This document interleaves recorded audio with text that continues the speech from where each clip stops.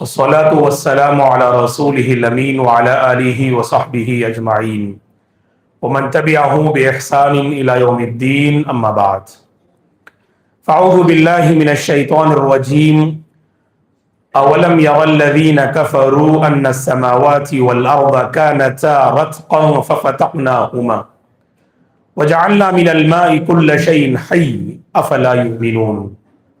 محترم بزرگوں، نوجوانوں، عزیز بچوں اور قابل احترام میری ماں اور بہنوں، تراویح میں سورۃ الانبیاء اور سورۃ الحج کی تلاوت ہوئی۔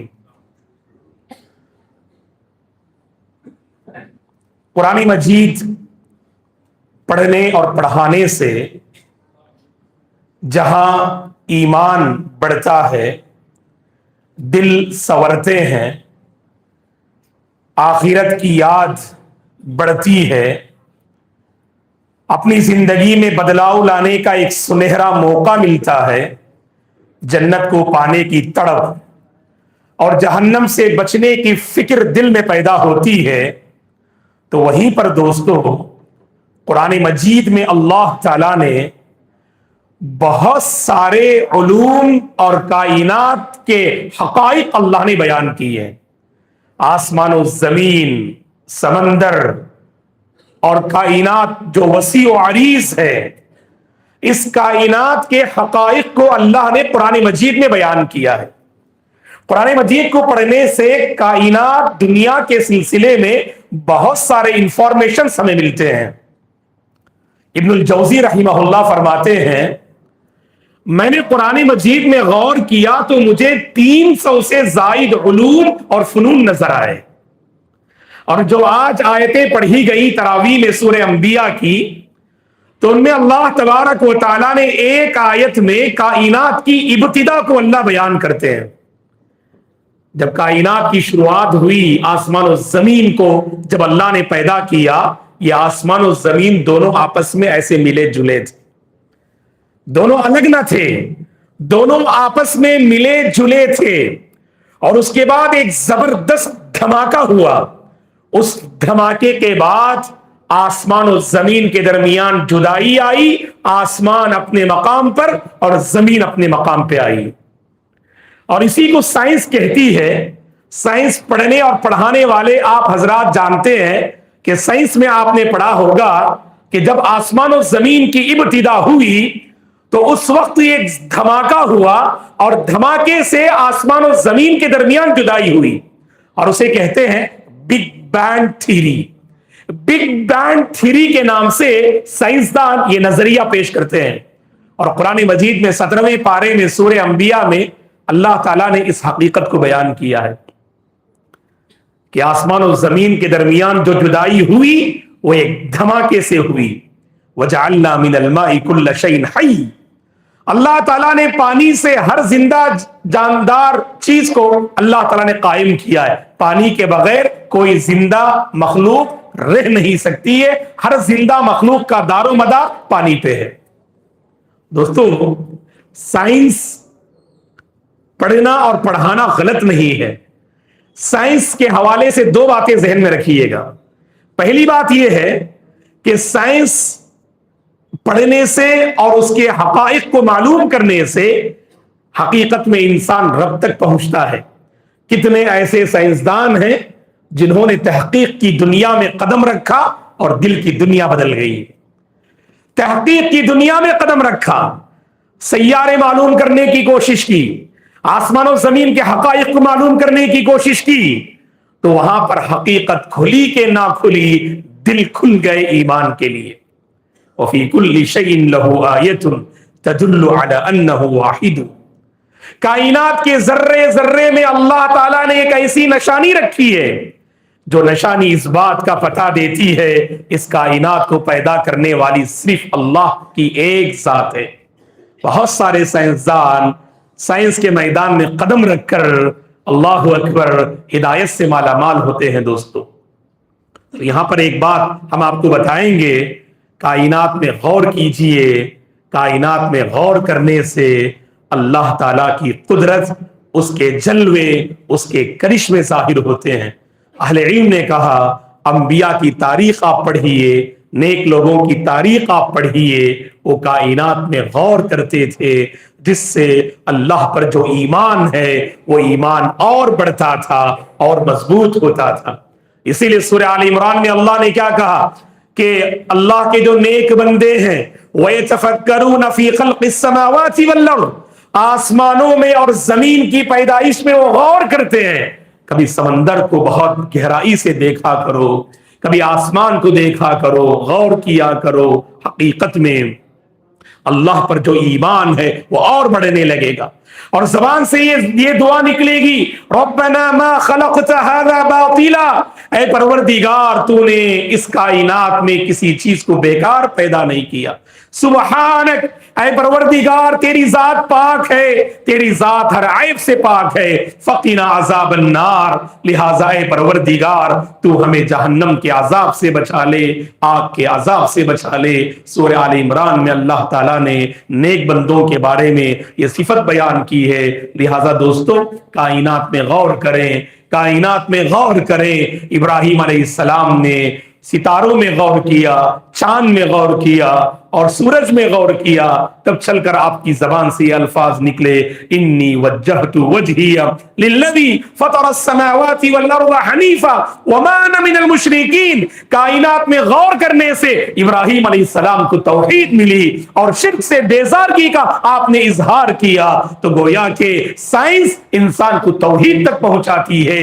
تو لہٰذا ہم آپ حضرات سے کہیں گے کہ کائنات میں غور کرنا یہ عظیم سنت ہے، آج ہم نے اسے بھلا دیا ہے۔ کبھی سمندر جانے کا موقع ملتا ہے اور آپ حضرات کو تو ماشاءاللہ وقتاً فوقتاً سمندر دیکھنے کا موقع ملتا ہے، کبھی سمندر کو اس ناحیے سے غور کیجئے گا، ان میں موجیں کون سی ذات پیدا کرتی ہے اور لہریں تو دوڑتی ہوئی نظر آتی ہے، اور یہ وسیع و عریض دنیا جو سمندر کی شکل میں ہے اس کو پیدا کرنے والی ذات کون ہے؟ حقیقت میں اس کو دیکھنے کے بعد، غور کرنے کے بعد ایمان بڑھتا ہے اور اللہ کی قدر اور بڑھتی ہے دوستو۔ اور دوسری بات، ایسے حقیقت جب پڑھتے ہیں قرآن میں، پیغام یہ ہے دوستو، خاص کر پڑھنے والے اسٹوڈنٹس اور طلبہ اور طالبات کے لیے، کہ دنیاوی علم میں خوب محنت کرو۔ شریعت نہیں روکتی ہے کہ آپ صرف دینی علم حاصل کریں، دینی علم کے ساتھ آپ دنیاوی علم بھی حاصل کریں، دینی علم کے ساتھ دنیا میں بھی آپ اپنا ایک مقام بنائیں، اپنی ایک پہچان بنائیں۔ بس دنیاوی علم حاصل کرتے ہوئے اس بات کو ذہن میں رکھیں کہ آپ کا دین، آپ کی آخرت اور آپ کی جنت تباہ و برباد نہ ہو۔ ایسا علم حاصل نہ کریں جس سے آپ کی آخرت بگڑ جائے، ایسا علم حاصل نہ کریں جس سے آپ کے دین اور اخلاق بگڑ جائیں، بلکہ دونوں کو آپ جمع کرنے کی کوشش کیجئے گا۔ دنیا میں بھی آپ ایک اچھے انسان رہیں اور دین کی بات آئے ایک بہترین دیندار رہیں، آپ دیندار رہیں اور دنیا کے سلسلے میں ایک اچھے انسان رہیں۔ شریعت ایسے ہی انسان کو دیکھنا چاہتی ہے اور امت کے حوالے کرنا چاہتی ہے، تو لہٰذا دوستو ہمیں دونوں علم پہ توجہ دینی چاہیے۔ چلیے آگے بڑھتے ہیں۔ سورہ انبیاء میں اللہ تبارک و تعالی نے ایک عظیم پیغمبر کی دعا کو نقل کیا۔ دوستو شادی کے بعد حالات ایسے ہیں، فی الوقت شادی کے بعد ہر جوڑا دو پرابلمز میں سے ایک پرابلم کا ضرور فیس کرتے ہیں۔ اللہ تبارک و تعالی ہر مسئلے سے ہم سب کی حفاظت فرمائے، ہر مسئلے کا سلوشن، دینی سلوشن اللہ ہم سب کو عطا فرمائے۔ شادی کے بعد ایک بڑی تعداد جوڑوں کی ایسی ہے، آپ دیکھ لیجئے گا کہ دو پرابلمز میں سے ایک پرابلم ضرور ہوں گے۔ پہلا پرابلم کیا ہے؟ شادی کے بعد بچے کو لے کر شوہر اور بیوی پریشان رہتے ہیں، ایک لمبی مدت گزر جاتی ہے، نیک اولاد نصیب نہیں ہوتی ہے، جھولی میں اولاد کی خوشخبری نہیں آتی ہے، ادھر سسرال والے کوستے ہیں تو دوسری طرف معاشرہ بہت پریشان کرتا ہے خاتون کو۔ اور کتنے اللہ کے بندے ہیں جو محض اس بنیاد پر آپس میں خلا یا طلاق کے معاملات میں آگے بڑھ جاتے ہیں۔ تو شادی کے بعد آج کے زمانے کا بہت بڑا مسئلہ یہ ہے، اولاد کو لے کر پریشان رہتے ہیں۔ اور دوسرا پرابلم کیا ہے جانتے ہیں آپ؟ دوسرا پرابلم یہ ہے، اللہ تعالیٰ بعض کو خوب اولاد سے نوازتے ہیں، لیکن اولاد ہیں لیکن فرما بردار اولاد نہیں ہے۔ नेक और दीनदार औलाद बहुत से माँ बाप को नसीब नहीं है। कितने माँ बाप हैं जिनकी जिंदगी सिर्फ बच्चों की वजह से बिगड़ गई, उनका जीना हराम, उनका सुकून हराम, उनकी नींदें हराम हो गई सिर्फ बच्चों की वजह से। जो सर उठा के जीते थे सिर्फ बच्चों की वजह से आज उनके सर झुक गए। जिनके खानदान की एक इज्जत होती थी आज बच्चों ने उस खानदान की इज्जत को मिट्टी में मिला दिया। आज प्रैक्टिकल लाइफ में बहुत सारे खानदान हम देखेंगे, जोड़े परेशान, मां बाप परेशान है अपने बच्चों को लेकर। और दोनों का मैं सलूशन आपको बताता हूं। आज जो आयत पढ़ी गई उसमें पहले प्रॉब्लम का सलूशन है और 13वें पारे में दूसरे प्रॉब्लम का सलूशन है। पहला जो प्रॉब्लम है दोस्तों, शादी के बाद बच्चों को लेकर जो परेशानी होती है, मैं तो नौजवानों से हमेशा कहता हूं कि अपनी जवानी की हिफाजत कीजिएगा, जवानी में गलत हरकतें मत कीजिएगा। जवानी में शादी से पहले अल्लाह रहम करे, बहुत सारे नौजवान, माफ कीजिएगा ये पूरे ओपन में आपसे कहता हूं कि बहुत सारे नौजवान अपनी जवानी की हिफाजत नहीं कर पाते। तन्हाई में कुछ ऐसी बुराइयां होती हैं कि शादी से पहले उनकी पूरी ताकतें खत्म हो जाती हैं और शादी के बाद जोड़ा बहुत परेशान रहता है, हक अदा नहीं कर पाते हैं और शौहर और बीवी का जो बुनियादी इस्तिवादी जिंदगी का हक है वो हक अदा करने में नाकाम नजर आते हैं। इसीलिए अल्लाह के बंदो, नौजवानों, अपनी जवानी की हिफाजत करना। और दूसरी बात यह है, जोड़े जब कायम होते हैं, शौहर और बीवी को चाहिए जहां जाहिरी असबाब इख्तियार करते हैं बच्चों के लिए, रूहानी असबाब पर भी आपको भरोसा होना चाहिए। वो क्या है? दुआ। आज कितनी प्यारी दुआ अल्लाह अकबर अल्लाह ने बयान की है मालूम। ज़करिया अलैहिस्सलाम मरियम अलैहिस्सलाम को देखते हैं कि बेमौसम के फल वो उनके पास पाते हैं। हमारे पास हर मौसम का एक फल होता है, जब बेमौसम का कोई फल नजर आता है तो सब ताज्जुब से देखते हैं। खैर आज तो दवाई की दुनिया है कि बेमौसम के भी बहुत सारे फल जो है यानी नजर आते हैं कि तो दवाई की दुनिया है, मसला अलग है। वरना हकीकत में जो नेचर अल्लाह ने जमीन में बनाई है, हर मौसम के कुछ फल होते हैं, खास फल होते हैं, वो बेमौसम में देख नहीं सकते। तो ज़करिया अलैहिस्सलाम ने देखा, सुभान अल्लाह, मरियम अलैहिस्सलाम इबादत कर रही है और आपके मेहराब में इबादत करने की जगह कुछ ऐसे फल भी नजर आते थे जो बेमौसम के फल होते थे। वहां से आपने एक लेसन सीखा, वहां से आपने एक सबक सीखा। जब मरियम को परवरदिगार बेमौसम के फल दे सकता है, मैं उम्र के उस मरहले में हूं जहां उम्र साथ नहीं दे रही है बच्चों के लिए, और ना ही मेरी बीवी की हालत ऐसी है वो बच्चे जन्ने के काबिल हो, वो तो बांझ है और मैं भी बूढ़ा हो चुका हूं और मेरी हड्डियां कमजोर हो चुकी हैं और मेरे बाल सफेद हो चुके हैं। लेकिन फिर भी जब अल्लाह बेमौसम के फल दे सकता है तो असबाब ना सही, लेकिन अल्लाह ताला अगर देने पे आए दुनिया की कोई ताकत रोक नहीं सकती। कहकर इस कॉन्फिडेंस से आपने अल्लाह से दुआ की, अल्लाह ताला ने आपकी दुआ को फौरी कबूल किया। दोस्तों, उतनी प्यारी दुआ अल्लाह ने कुरान में नकल किया जो आज तरावी में पढ़ी गई। हर जोड़ा इस दुआ को याद करे, पूरे यकीन और कॉन्फिडेंस से मांगे। ज़करिया अलैहिस्सलाम को यहया जैसा एक अजीम बेटा अता किया, आज हमारे जोड़ों को भी यहया अलैहिस्सलाम जैसा एक अजीम बेटा, एक अजीम औलाद अल्लाह अता करेंगे इंशाअल्लाह। कौन सी दुआ है? ज़करिया अलैहिस्सलाम ने दुआ की, रब्बी ला तज़रनी फरदा, रब्बी ला तज़रनी फरदा व अंत खैरुल वारिसीन। ऐ अल्लाह मुझे अकेला ना छोड़, ऐ अल्लाह मुझे अकेला ना छोड़, तू वारिस अता करने वालों में, बच्चे अता करने वालों में सबसे बेहतरीन है तू ही अता करने वाला, वारिस तू ही देने वाला। लिहाजा ऐ परवरदिगार मुझे अकेला ना छोड़, मुझे तन्हा ना छोड़। जाते जाते अगर हमारे वारिस हों, वो हमारे इल्म के वारिस होंगे, वो हमारे नाम के वारिस होंगे, वो हमारे काम के वारिस होंगे और हम यहां से चले जाएंगे, लेकिन हमारे बच्चे, हमारे वारिसीन हमारे नाम को बाकी रखेंगे, हमारे काम को बाकी रखेंगे, हमारी इज्जत को आगे बढ़ाएंगे और हमारी सोच को आगे बढ़ाएंगे। ऐसे वारिस हर जोड़ा को मिलना चाहिए दोस्तों। इसीलिए आपने कहा اے اللہ تو وارث عطا کرنے والوں میں بہترین وارث عطا کرنے والا ہے، لہذا مجھے تنہا اور اکیلا نہ چھوڑ، رب لا تذرنی فردا وانت خیر الوارثین۔ اللہ نے اس کے بعد فوراً کیا کہا؟ فاستجبنا، فوری طور پہ اللہ نے دعا قبول کی۔ عربی زبان میں ہوتا ہے کہ ایک فا اور ایک سما، اس کے معنی ہوتے ہیں کہ کچھ دیر بعد قبول کرنا۔ اللہ نے کہا کہ نہیں، زکریا علیہ السلام نے جیسے ہی دعا کی، اس دعا میں اتنی تاثیر تھی، اتنا یقین تھا، اتنا کانفیڈنس تھا، اللہ تعالیٰ نے فوری طور پر دعا کو قبول کی۔ لوگ کہتے ہیں کہ ناممکن ہے، آپ کی دعا اسے ممکن کر کے بتائے گی۔ دوستو، دعا میں اللہ نے وہ پاور، وہ طاقت، وہ انرجی اللہ نے دعا میں رکھا ہے۔ ایسے یقین سے مانگ کے دیکھو، اللہ کی قسم ضرور ملے گا آپ کو۔ اور نبی ابراہیم علیہ السلام نے بھی دعا کی نا، کتنی بہترین دعا ہے وہ، رب ہب لی من الصالحین۔ یہ دو دعا کی بھی پابندی کیجئے گا، نبی ابراہیم کی دعا اسماعیل آپ کو ملے، اور نبی زکریا کی دعا یحییٰ آپ کو ملے۔ رب ہب لی من الصالحین رب لا تذرنی فردا وانت خیر الوارثین۔ یہ پہلے پرابلم کا سلوشن ہے۔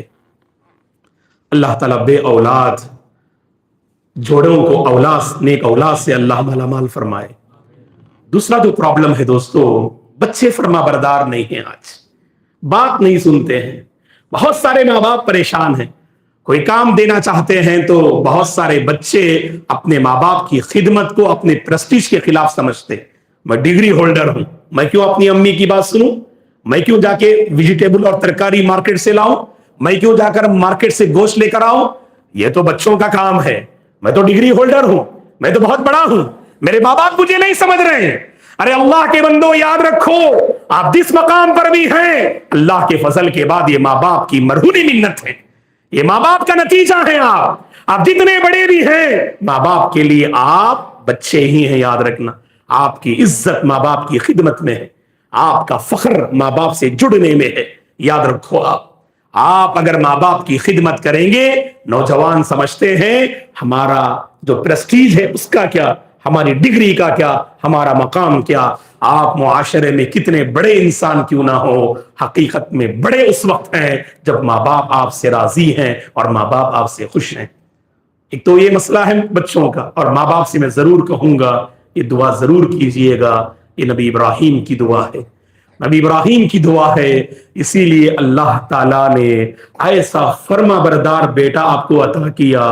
دوستو، جان انسان کو پیاری، جان انسان کو پیاری ہوتی ہے، لیکن جب ابراہیم علیہ السلام نے اپنا خواب بیان کیا، لخت جگر کو ذبح کرنے کی بات کہی، تو فرما بردار بیٹے نے اپنی جان کی فکر نہ کی، رب کے حکم کی آپ نے وہاں پر لاج رکھی۔ ایسے بیٹے ہمیں ملیں گے انشاءاللہ ضرور۔ دوستو، یہ حقیقت میں آپ دیکھ لیجئے گا، جہاں اللہ کا فضل ہے، یہ ابراہیم علیہ السلام کی دعا اور تڑپ کا نتیجہ ہے۔ اسماعیل علیہ السلام، وہ فیضان نظر تھا یا کہ مکتب کی کرامت تھی، سکھائے کس نے اسماعیل کو آداب فرزندی۔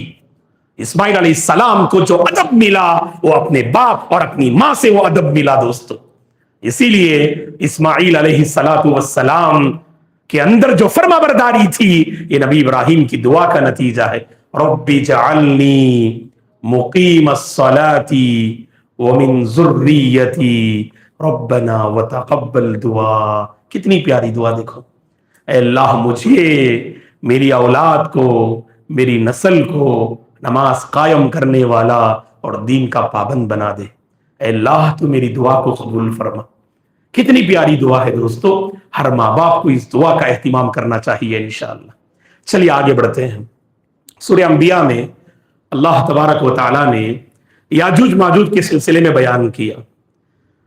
پورے قرآن مجید میں صرف 2 سورتوں میں یاجوج ماجوج کا ذکر ہے، ایک سورہ انبیاء جو آج آیتیں پڑھی گئیں، ایک سورہ کہف کی آخری آیتوں میں ذوالقرنین کے واقعے میں ہے۔ ہم اور آپ اچھی طرح سے جانتے ہیں قیامت کی جو بڑی بڑی نشانیاں ہیں، ان میں سے ایک بڑی نشانی کیا ہے؟ یاجوج ماجوج کا فتنہ ہے۔ یہ امت یاجوج ماجوج کے فتنوں میں مبتلا ہوگی، تو قیامت کا بالکل آخری زمانہ ہوگا۔ عیسیٰ علیہ السلام موجود ہوں گے، دجال کا فتنہ جو ہے سر چڑھ کے بول رہا ہوگا، उसी मौके पर याजूज माजूज का खुरूज भी होगा। हकीकत में जुल्करनैन नामी बादशाह ने एक जबरदस्त दीवार बनाई है, उस दीवार के पार नहीं आ सकते हैं। अल्लाह ने ऐसी मजबूत दीवार जुल्करनैन के जरिए से तामीर की कि जब अल्लाह का हुक्म होगा तभी ये बाहर निकलेंगे। और याजूज माजूज जब निकलेंगे, अल्लाह अकबर, तो हालत क्या होगी? हत्ता इज़ा फुतिहत याजूज व माजूज व हुम मिन कुल्ली हदबिन यंसिलून।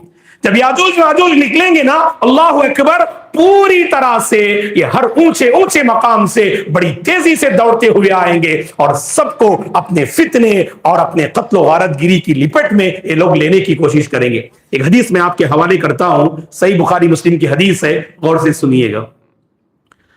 रमला बिनते अबी सुफियान उम्मे हबीबा रजी अल्लाह अन्हा बयान करती हैं, वो ज़ैनब बिनते जहश जो अल्लाह के नबी की एक और ज़ौजे मुहतरमा है, उनसे वो बयान करती हैं कि ज़ैनब बिनते जहश रजी अल्लाह अन्हा ने कहा, सही बुखारी मुस्लिम की हदीस से, एक मर्तबा हमारे नबी घबराए हुए परेशान हाल घर में तशरीफ लाए। ज़ैनब बिनते जहश ये वाक़या बयान करती है, अल्लाह के नबी घबराए हुए थे और आपकी जबान से जो अल्फाज थे, ज़ैनब बिनते जहश बयान करती हैं, अल्लाह के नबी की जबान पे ये अल्फाज थे, ला इलाहा इल्लल्लाह, ला इलाहा इल्लल्लाह, वैलुल लिल अरबी मिन शर्रिन कद इक़तरब।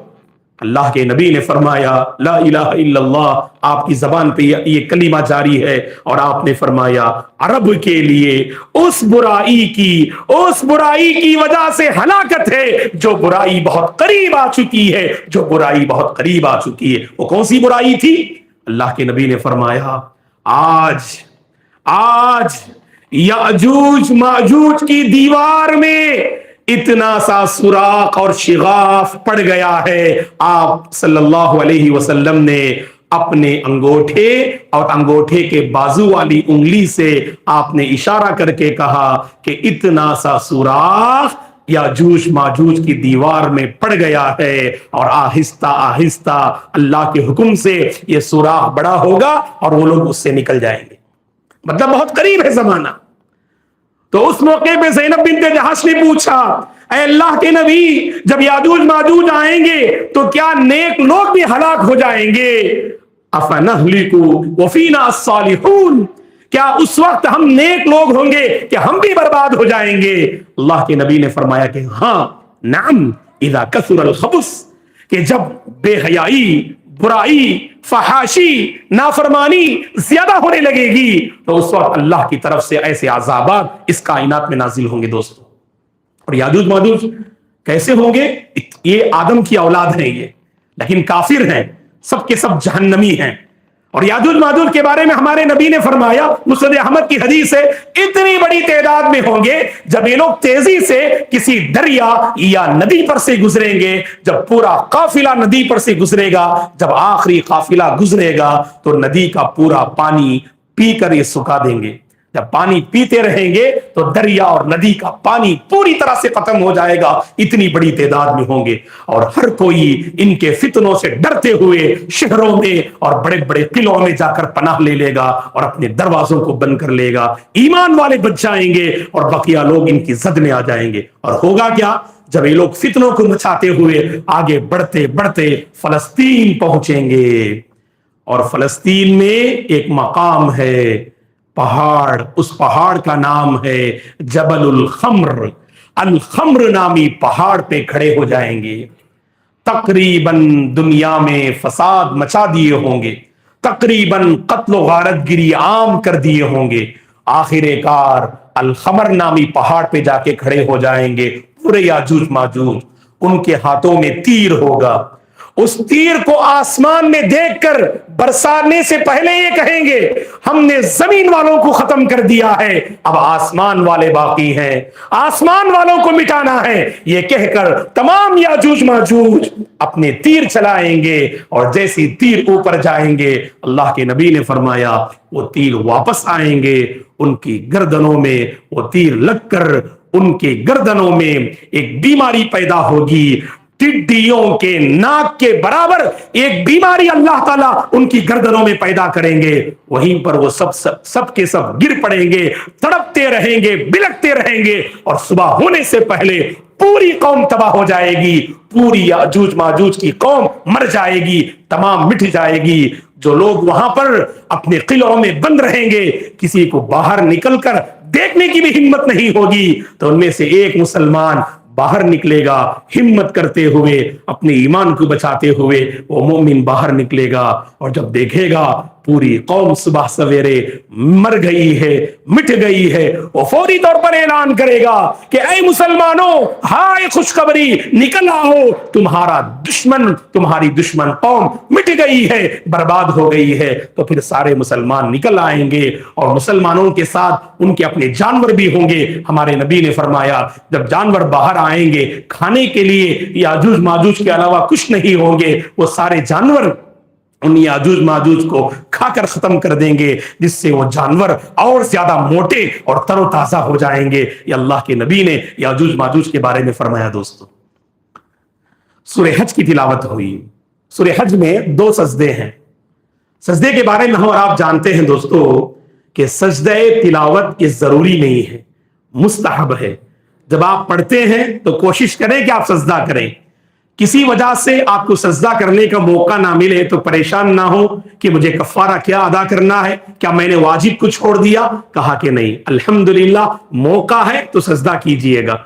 अगर मौका नहीं है तो आपको परेशान होने की जरूरत नहीं। कुरान मजीद में हकीकत में 14 सजदे हैं और सूरह हज में 2 सजदे हैं। अगर दोनों सजदे को मिलाएं तो 15 सजदे होते हैं। हकीकत में इख्तिलाफ क्या है, ये जो सूरह हज की आयत करीमा है आखिरी पेज में, या अय्युहल्लज़ीना आमनू रुकऊ वस्जुदू वअबुदू रब्बकुम वफ़अलुल खैरा लअल्लकुम तुफ्लिहून, इस आयत को समझने में उलमा के दरमियान इख्तिलाफ है। यहां अल्लाह जो हुक्म दे रहे हैं, ऐ ईमान वालो तुम रुकू करो, सजदा करो, अपने रब की इबादत करो, नेक अमाल करो ताकि तुम कामयाब हो जाओ। यहां सजदे से क्या मुराद है? तमाम उलमा ने कहा यहां सजदे से मुराद नमाज वाला सजदा है, ना कि सजदा तिलावत। लेकिन इमाम शाफी रहमतुल्लाह फरमाते हैं कि नहीं, यहां जो सजदा का अल्लाह हुक्म दे रहे हैं वो नमाज का सजदा भी है। हुक्म है कि सजदा करो तो हमें सजदा कर लेना चाहिए, इसीलिए वहां पर कुरान में लिखा रहेगा। इमाम शाफी रहमतुल्लाह के पास ये सजदा है। अल्हम्दुलिल्लाह, गुंजाइश है, आप चाहें तो सजदा कीजिएगा। सूरह हज में दोनों सजदे कीजिएगा या एक सजदे पर भी इक्तिफा कीजिएगा। दलील क्या है कि सजदा वाजिब नहीं? सही बुखारी का एक वाकया मैं आपके हवाले करता हूं। एक मरतबा उमर बिन खत्ताब रज़ी अल्लाह अन्हु, जो इस्लाम के दूसरे खलीफा थे, वो मिंबर पर खुतबा दे रहे थे, जुम्मा का खुतबा दे रहे थे। खुतबे के दौरान आपने सूरह नहल की आयत पढ़ी जिसमें सजदा है 14वें पारे में। आयत पढ़ने के बाद आप मिंबर से नीचे उतरे और सहाबा कहते हैं मिंबर से नीचे उतरकर आपने सजदा किया और उसे देखकर पूरे सहाबा सजदा किए। सही बुखारी की हदीस है। फिर अगले जुम्मा वही आयत पढ़ते हैं, सहाबा समझते हैं अब उमर रजी अल्लाह नीचे उतरेंगे और सजदा करेंगे, लेकिन आप ना नीचे उतरे ना आप सजदा किए। लोगों को आपने तालीम दी कि सजदा करना मुस्तहब है, किसी वजह से आप ना कर पाए आप गुनहगार नहीं होंगे इंशाअल्लाह। और दूसरी बात, कभी एक ही मजलिस में बैठकर सजदे वाली आयत 1 बार 2 बार 5 बार 10 बार पढ़ते आप। कभी कभार जो है 3-4 सूरतों में सजदे पढ़ते आप, तो सब मिलाकर एक कर लीजिए, काफी है। हर बार भी कर सकते हैं आप, है कि नहीं? अलग अलग सूरतों में पढ़ते हैं तो अलग अलग कीजिएगा, या मिलाकर आपने एक मर्तबा एक ही बैठक में आप माशाअल्लाह कई बार आयतें पढ़ते हैं तो सब मिलाकर एक मर्तबा कर लीजिएगा, काफी है इंशाअल्लाह। तो पढ़ने वाले भी सजदा करेंगे और सुनने वाले भी सजदा करेंगे। आखिर बात यह है दोस्तों, सूरह हज में बस इशारा करके मैं अपनी बात खत्म कर दूंगा। आज कौन सी तारीख है रमजान की? 17वीं तारीख है। हाँ, है कि नहीं? 16 खत्म हो गया अल्हम्दुलिल्लाह, हम 17 में दाखिल हो गए। और जैसे 17 में दाखिल होते हैं तो बदर की तारीख हमें याद आती है। आपको मालूम होना चाहिए आज की रात वही रात है जो बदर के मकाम पर हमारे नबी तकरीबन रात का हिस्सा रो के गुजारा। اللہ سے گڑ گڑا کے گزارے، اللہم آتنی ما وعدتنی، اللہم انجز لی ما وعدتنی، اللہم ان تہلک هذه العصابہ فلن تعبد فی الارض. اس طرح سے دعائیں روتے ہوئے گڑ گڑاتے ہوئے اللہ سے مانگ رہے تھے، اے اللہ جو تو نے مجھ سے وعدہ کیا وہ وعدہ پورا کر. اگر یہ مٹھی پر جماعت آج اگر یہ ہلاک ہو جائے تو تیری زمین میں تیری بندگی کرنے والا کوئی نہیں ہوگا. گڑ گڑاتے ہوئے اللہ سے مانگ رہے تھے ہمارے نبی. آج ہی کی رات ہے، کیونکہ بدر کی جو لڑائی ہوئی رمضان کی 17ویں تاریخ کو ہوئی. کل صبح یہ لڑائی ہوئی دوستو، رمضان ہی میں قرآن نازل ہوا اور رمضان کی 17ویں تاریخ کو بدر کی لڑائی ہوئی. آج جو آیت پڑھی گئی سورہ حج میں اللہ تعالیٰ نے اشارہ کیا ایک واقعے کی طرف، بدر کا جو واقعہ تھا. لڑائی کی شروعات کیسے ہوئی؟ دونوں فوج ایک ساتھ آ کے نہیں لڑے، بلکہ مشرکین اور مسلمانوں میں سے پہلے بس اپنی بہادری دکھانے کے لیے پہلے مشرکین میں سے 3 آئے اور مسلمانوں میں سے 3 آئے. ان کے درمیان پہلے لڑائی ہوئی، اس کے بعد پوری فوج کے درمیان لڑائی ہوئی. اللہ تعالیٰ نے اس کا اشارہ کیا. ہذانی سجدے والی آیت کے بعد اللہ یہی فرماتے، ہذانی خصمان اختصموا فی ربہم فالذین کفروا قطعت لهم ثیاب من نار یصب من فوق رؤوسہم الحمیم یسخر بہ ما فی بطونہم والجلود. جو آیتیں ہیں اسی واقعے کی طرف اشارہ کر دی. سب سے پہلے کون آئے؟ مسلمانوں میں سے 3 آئے. نام یاد رکھو، حضرت حمزہ رضی اللہ عنہ، حضرت علی رضی اللہ عنہ، حضرت عبیدہ بن حارث رضی اللہ عنہ. بڑے بہادر صحابہ تھے، لڑنے کے لیے آ رہے ہیں. اور ادھر سے کون آئے؟ عتبہ آیا، شیبہ آیا اور ولید آیا. یہ تینوں مشرکین آئے. تو سبحان اللہ، سارے لوگ دیکھ رہے ہیں کفر اور اسلام کے درمیان لڑی جانے والی پہلی لڑائی. تو جب تینوں آپس میں مقابلہ کرتے ہیں، ادھر 3 ادھر 3، اللہ اکبر. یہ اسلام کی بالادستی چاہ رہے تھے، یہ کفر کا جھنڈا لہرانا چاہ رہے تھے. اسلام اور کفر کے درمیان سب سے پہلے دونوں کے درمیان لڑائی ہوئی. اللہ اکبر. ہوا یہ حضرت علی، یہ حضرت علی، یہ حمزہ، یہ حضرت عبیدہ بن حارث رضی اللہ عنہم جمیعاً. تینوں بڑے مضبوط تھے مقابل میں، تینوں بڑے جنگجو تھے، جنگوں کا دودھ انہوں نے پیا تھا. ایسے بہت کھلاڑی تھے، بڑے جنگجو تھے، بہادر تھے. لیکن تھوڑی ہی دیر میں ان تینوں صحابہ نے ان تینوں مشرکین کو موت کے گھانٹ اتار دیے. اور اس واقعے کے بعد عجیب ایک رعب اور دبدبا مسلمانوں کا کافروں کے دلوں میں بیٹھ گیا اور لڑائی ہوئی. 313 کے آس پاس مسلمانوں کی تعداد، 1000 کے آس پاس کافر. لیکن زبردست کامیابی اللہ نے مسلمانوں کو عطا فرمائی. دوست گویا کہ یہی وہ تاریخ ہے جس میں ہم اور آپ موجود ہیں.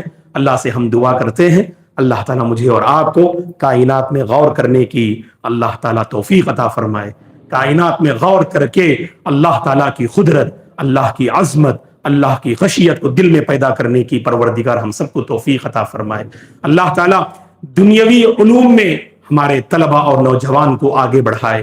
دنیاوی علوم کے ساتھ دینی علوم پر بھی توجہ دینے کی اللہ توفیق عطا فرمائے. اللہ ہماری دنیا بہتر بنا دے، اللہ ہماری آخرت سنوار دے، اللہ ہم سب کو دیندار بنا دے اور دنیا میں ایک اچھا انسان بنا دے.